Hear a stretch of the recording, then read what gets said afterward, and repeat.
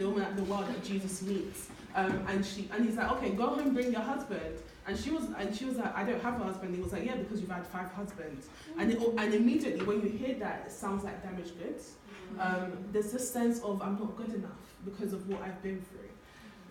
A second part of it is you might not feel good enough because of what your parents have been through. So if you're a child of divorce, for example, or if you've seen the way your parents' marriages turned out, it's left a bitter taste in your mouth as to what marriage looks like.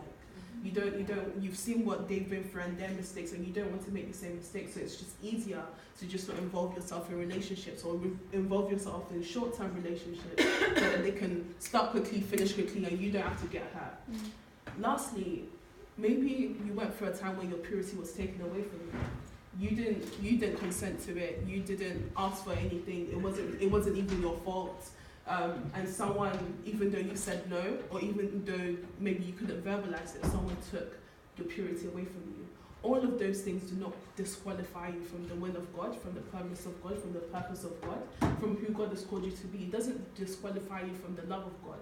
God still loves you regardless of all of those things, irrespective of those things. Whether they happened or not, God will love you regardless, because He is God, because He is love, and because you are daughter. Yeah. Do you believe that? Yes. You are daughter. A father doesn't just love their daughter. I have a brother and he has a daughter. Her name is Erin, just the cutest girl. Erin will do very silly things, very, very silly things.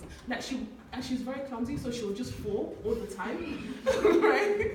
Like she will fall on thin hair. I don't understand. She'll just fall. Yeah, and he will run every single time she's fallen. She's never fallen. He's just like, oh my God. He will run every single time, pick her up, grab her, hug her, and say, are you okay, baby? Why? Because she's daughter. When I trip off and fall, he doesn't run to me.